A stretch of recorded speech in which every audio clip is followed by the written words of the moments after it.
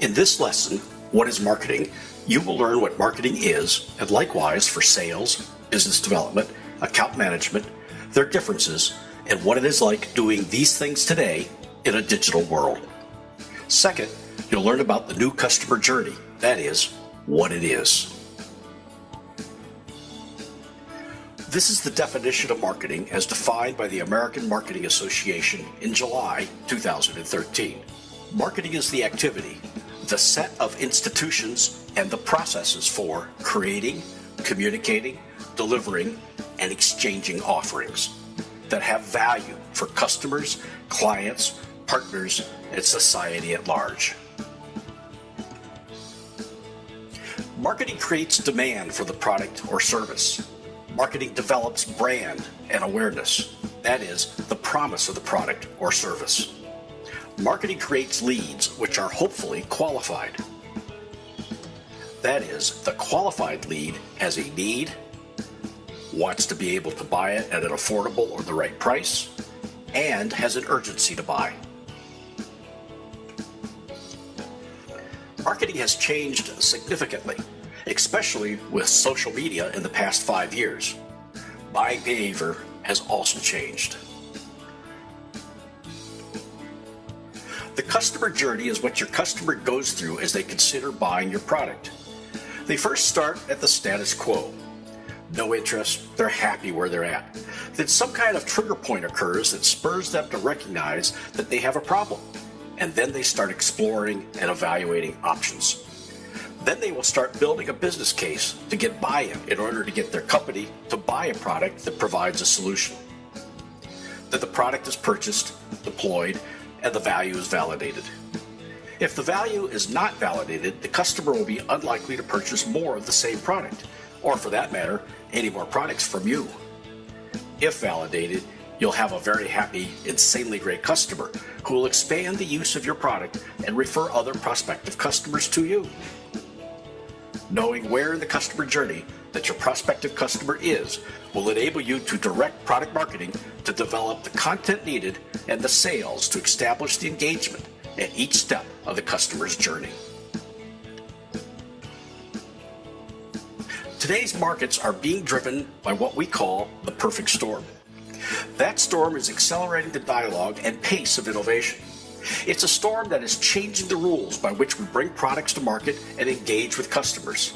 It has such elements as content marketing, marketing automation, social media, big data analytics, agile business development, consumerization, and mobilization of enterprise solutions and platforms such as cloud computing and a host of APIs and services that are all making their contribution. The marketing plan needs to be put together in an agile fashion, keeping in mind the perfect storm that is going on and is gaining strength. You need to assess how the perfect storm will impact your customer's value creation process and how it will impact your product roadmap, and your strategy. By digital transformation, we mean it's all about harnessing the perfect storm and not being disrupted by it. It affects the entire company and needs to be led by marketing.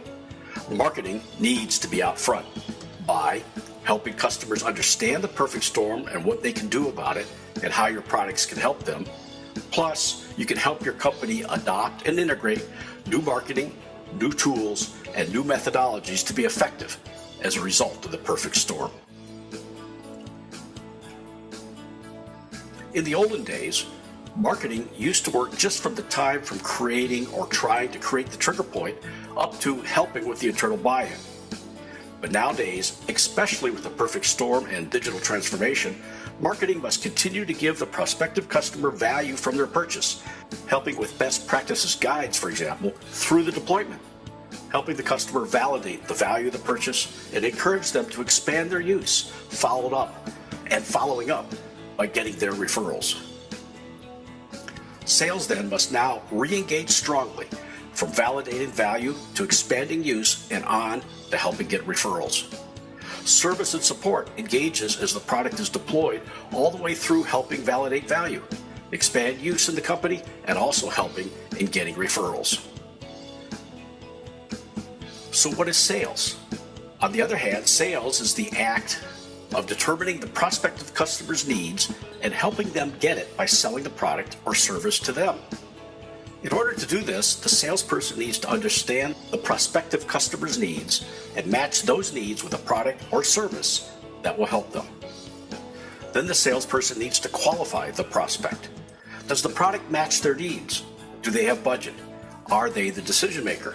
With that information in hand, the salesperson then generates a proposal against the customer's requirements that does the matching the needs to product or service and should also have a return on investment analysis.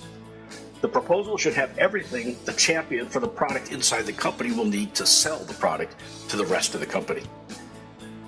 The salesperson also helps in creating a hook or reason to purchase that product in a timely fashion. Lastly, the salesperson works on closing the deal and negotiates for the right price, support, level of service, delivery, and terms.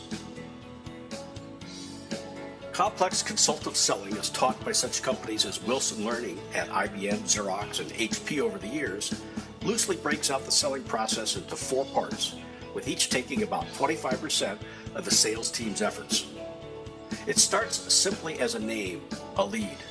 Some marketing people think that just by providing the sales team with a lead, their job is done.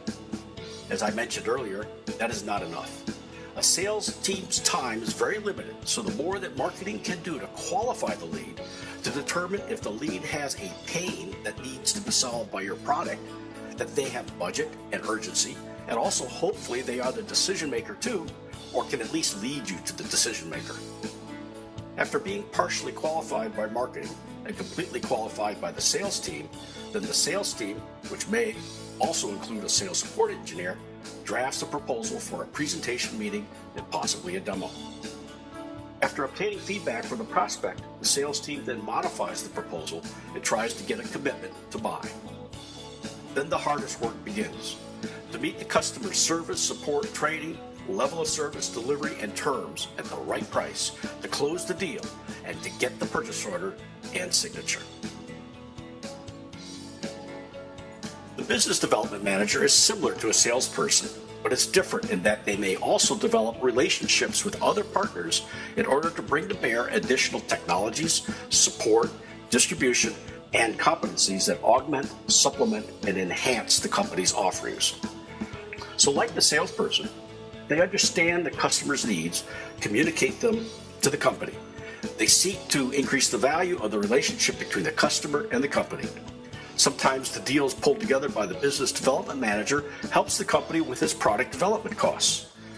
Once a delivered product is lined up with the customer's needs, the business development person then shifts into the sales mode. After the sale, if there's an account development manager, that person strives to understand the customer's current and future needs and then communicates those needs back to the company for implementation and tracks that implementation such that the customer remains insanely great. The objective is to make more and more money off of that customer. In today's digital world, marketing is moving closer to closing the deal.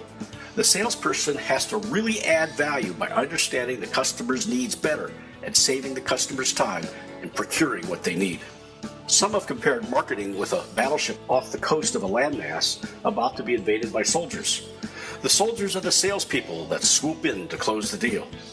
Today, the concept of content marketing that is tailored specifically at each step of the customer's journey helps bring enough value that the sale is nearly or completely made without the use of a salesperson. Further, research studies have shown that in order to support the salary and overhead of a salesperson, the product that they are selling needs to be about $15,000 or the company will lose money. So what is sales and what is marketing? Another way to look at it is short definitions of what the roles do.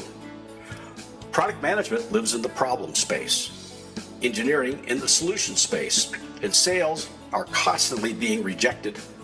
So they, I say, live in the rejection space. So treat your salespeople kindly. They get rejected every day, and that's not much fun.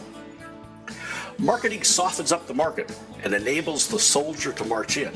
But your sales soldiers need guns, ammo, logistics, food, and medical care for their wounds.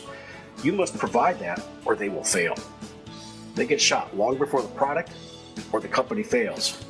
Make them your best friend. If they succeed, so shall you. Business development cultivates long-term relationships and builds along with the rest of the company insanely great customers. Account managers maximize sales from existing customers.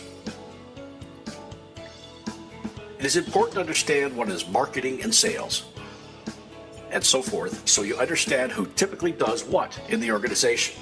And it is vital to understand the new customer journey so you are able to adjust and enhance your marketing as a result of this. If you don't, and your competitors do understand the customer journey, then they will beat you.